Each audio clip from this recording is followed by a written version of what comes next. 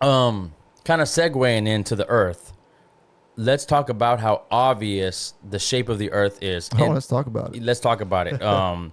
I came out maybe 8 years ago, something like that. Yeah. And I was like, you guys think the Earth is flat? You guys are fucking retarded. And it's crazy how everybody's first reaction, that was my first reaction, because I believe I came into the flat Earth, when was it, 2013, I believe the year was, when I first came across it. Maybe a couple years after that, But, I mean, for me, it was the final piece in the puzzle that made everything made sense. Once I looked into it, and it took me about 6 months of heavy research when I first got introduced to it. Because at that point, I was already heavy into conspiracies, right? I already knew, right, the bankers, the Rothschilds, you knew about that already? I already knew about all that. How they set up their secret societies and their cults to propagate and do their bidding for them. Right, right.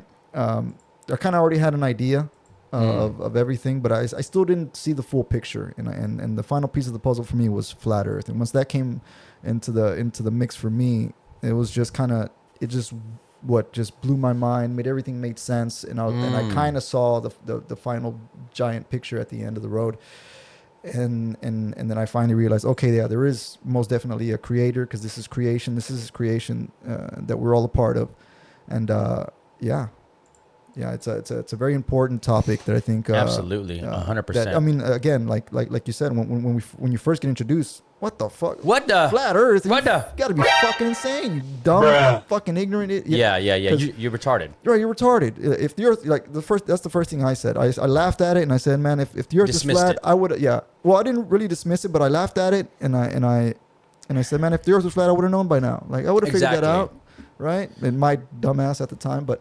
Because I was watching I was doing my regular YouTube conspiracy video run throughs, and then out of nowhere you went down a rabbit hole, and then out of nowhere on the suggestion videos I saw a picture of a flat Earth, right, a depiction of a flat Earth. It was like a 3.5 hour long video. Holy, yeah, you still have that or no? I think they erased it. They took it off. Yeah, because I mean, and this was back in 2013, so this is well over 10 years ago. Yeah. So I started watching it, right, and Crazy Mason says flat Earth can be disproven easily. I'd like to. Okay. Yeah. Well, we'll get into that in a second, because I'm going to get into all the points that everybody likes to come up to try to dismiss it and disprove it, and but we'll get into it. I'll get into the whole history and everything. But same thing, right?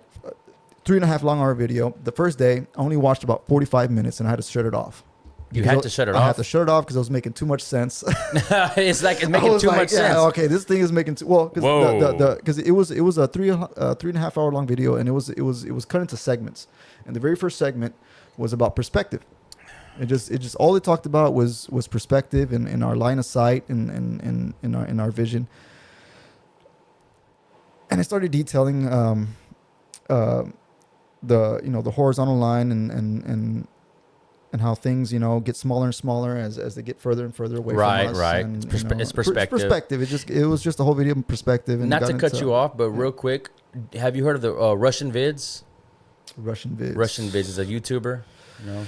Maybe, but. I'm sorry. Okay, go. No. No, he was the first guy who started making sense to me about the flat Earth. So I started watching his videos, and he had a big following, like 20, 30,000, and then he got to like 40, 50,000, and they fucking canceled his fucking page. Oh, shit. And then he came back and started building it back up 10, 15,000. They fucking shut him down again.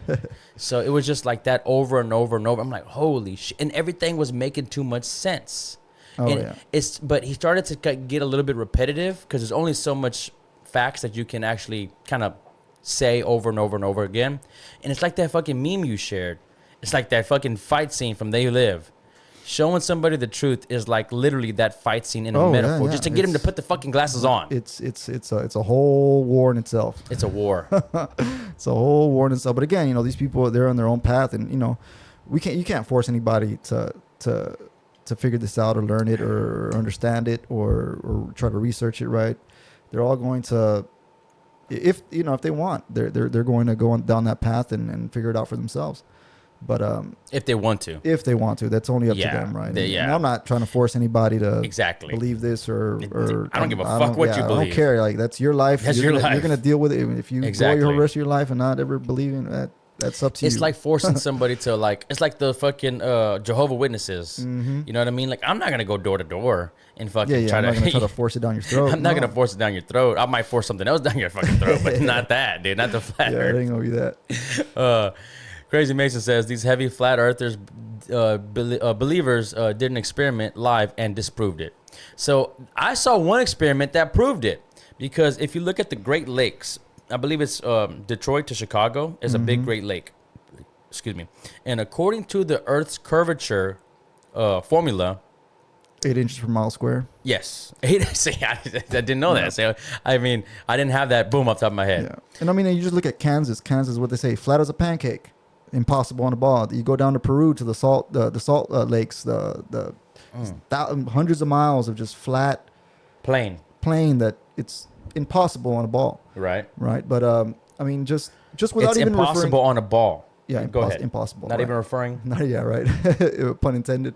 But I mean, just if you just I mean, you can want to look into NASA, because most people just look at NASA. Okay, look at all the fake pictures. I mean, it's just the CGI. The CGI. You just, I mean, Buzz Aldrin 3 times now has come out and said, they didn't go. I mean, I think it was more. At least 3 times. At least 3. He's come out in the last decade. And he says it like always jokingly, right? Like kind of halfway like joking. The first video was with that little girl that asked him, why haven't we been back since 1969? Because we never been. And he kind of stopped and he's like, well, because we didn't go there.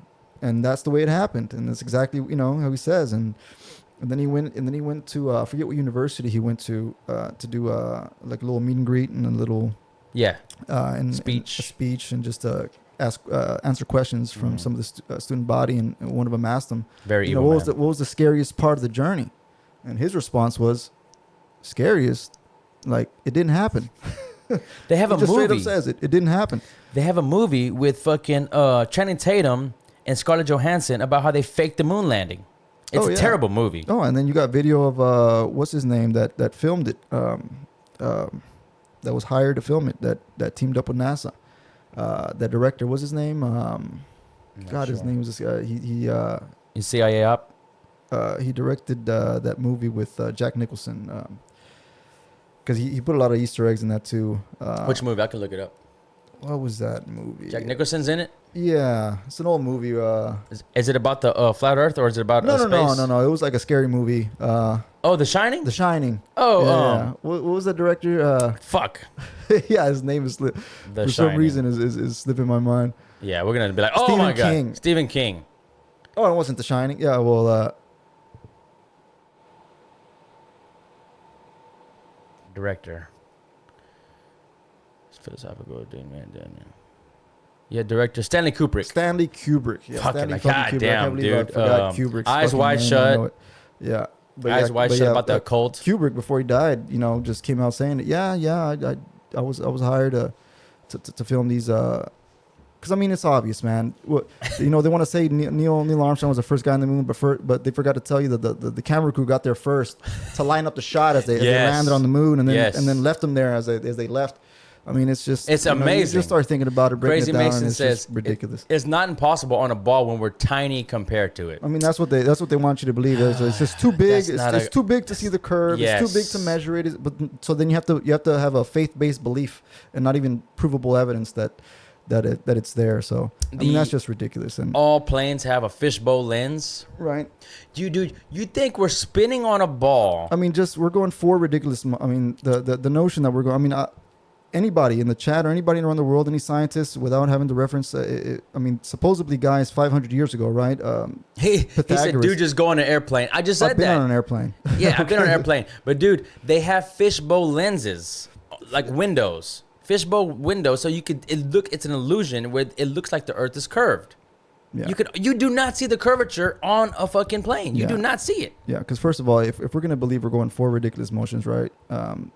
We're spinning, and then we're going around the sun, and then the sun's going through the universe, and the universe itself is and moving, the moon's going around us, and everything's moving, but yet you can't detect any of it. You can't feel any of it. There's no experiment that you or anybody even that can prove it to me. If you can prove it, if you can do an experiment and prove it to me without, I mean, and we're in modern times, right? Supposedly guys 500 years ago figured this out with telescopes that don't even have zoom power that's more powerful than your phone.